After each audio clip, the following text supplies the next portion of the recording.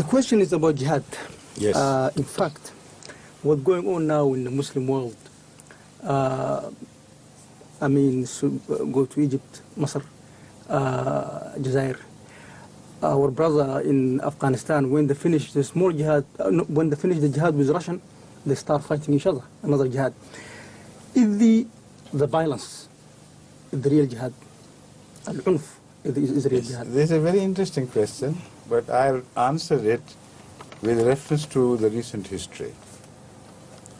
And then we'll understand what is meant by jihad by these ulama who so much emphasize on the fight with sword to mean jihad, who so much emphasize the issue of fighting with sword and say this is jihad and nothing else. The fact is, let's see how they started jihad. They started their jihad, against Israel. And having been roundly defeated, thoroughly beaten, having given up more of their territories, and enlarging Israel to more than 20 times it was originally, then perhaps they decided this is not jihad, let's fight among ourselves. Then the second jihad started.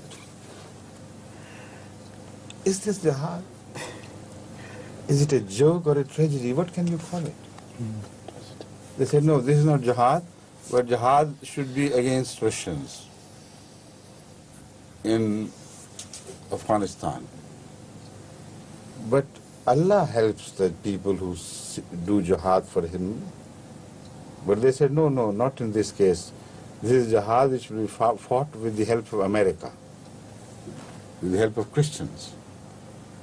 While Hadhrat sallallahu alaihi wasallam understood jihad so differently that when a mushrik, who was a great warrior at the time of Badr, appeared before him and said, I want to help you, Rasul said, no.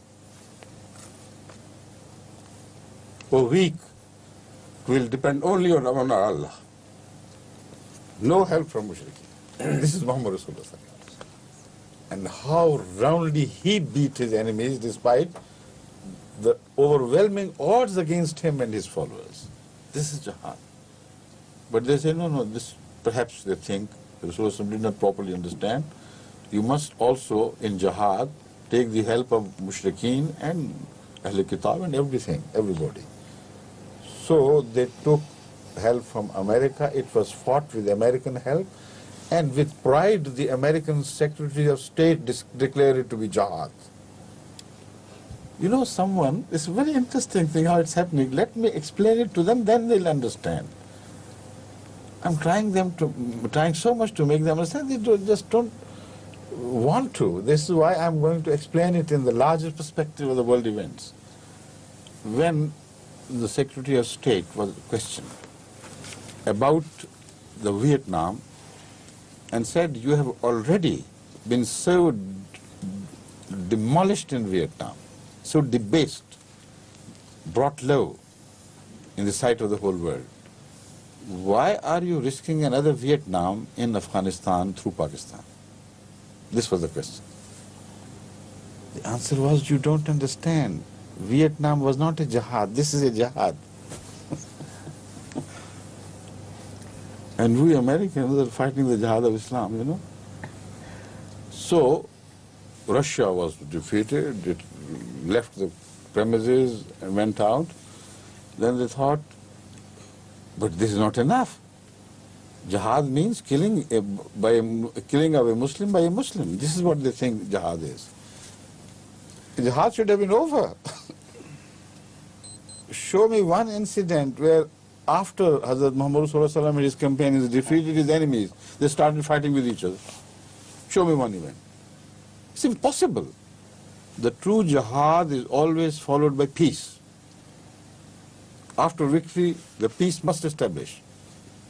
What sort of jihad that was? That after Russians accepted defeat, or at least they claim that they were found roundly defeated, what happens?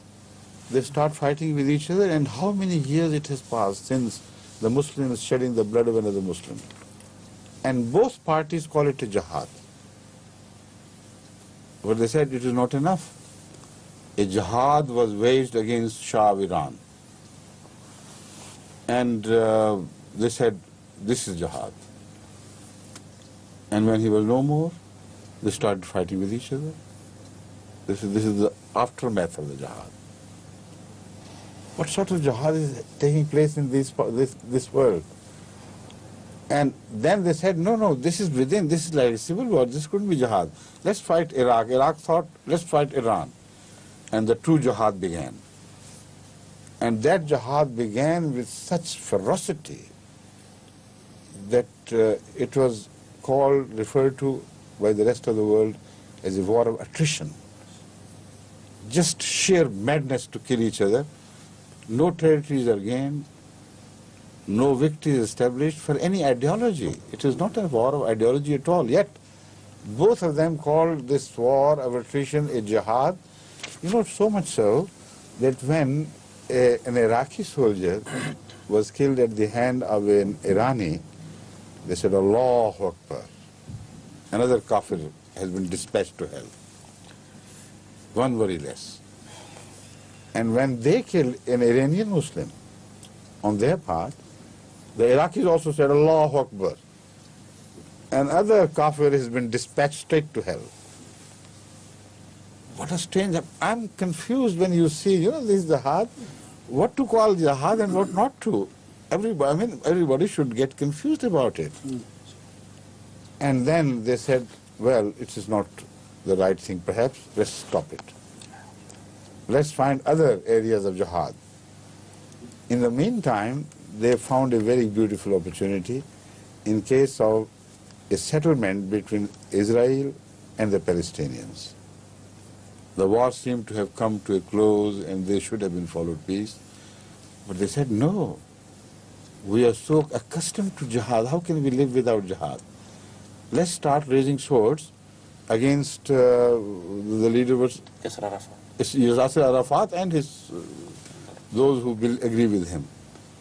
Another jihad has started now.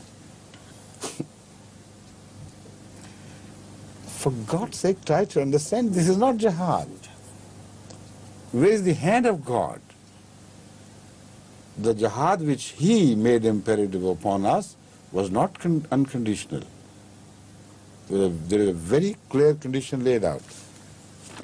أُذِنَ لِلَّذِينَ يُقَاتَلُونَ بِأَنَّهُمْ ظُلِمُوا. That much. But immediately God says, وَإِنَّ اللَّهَ عَلَىٰ نَصْرِهِمْ لَقَدِيرٌ. That part is missing from this jihad you refer to as jihad. So this is the most essential part. This part was most pronounced and prominent in the case of the jihad waged by Hadhrat Muhammad Rasulullah Kareem sallallahu alaihi wasallam. There, every time he went into war with the enemy, God helped him and granted him victory. Every time they go into war, they begin to fight with each other, everything gets confused and muddled up and no clear result is ever witnessed. And again, both parties happen to be Muslims, unfortunately. What sort of jihad? We don't believe in such jihad. We believe in that jihad which is mentioned in Surah Al-Hajj. أُذِنَ لِلَّذِينَ يُقَاتَلُونَ. The offensive is made by the enemy first. بِأَنَّهُمْ ظُلِمُوا. They have not given them any cause to be offended. They are innocent people against whom they are fighting.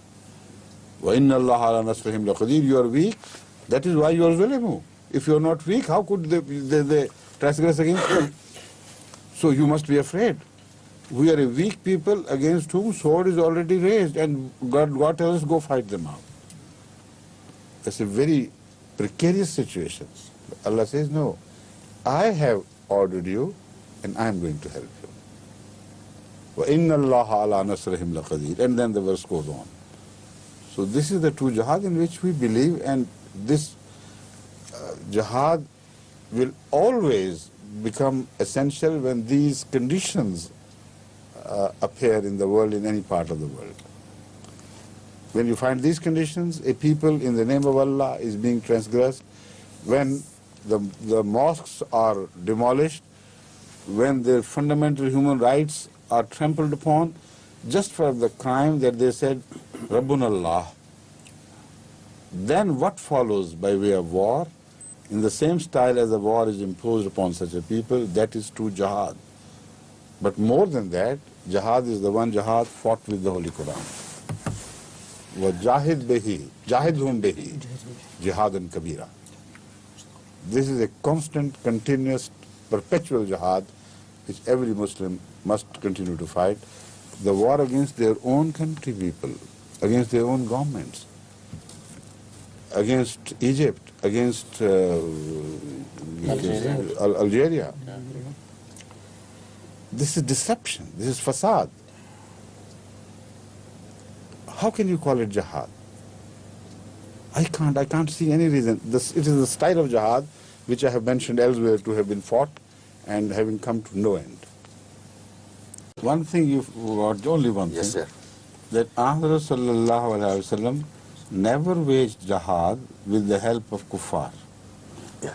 You see, on the contrary, one mushrik, one kafir appears to him, he was a great warrior at the time when the help was so much needed. Was it Uhud or Badr? Uhud or Badr?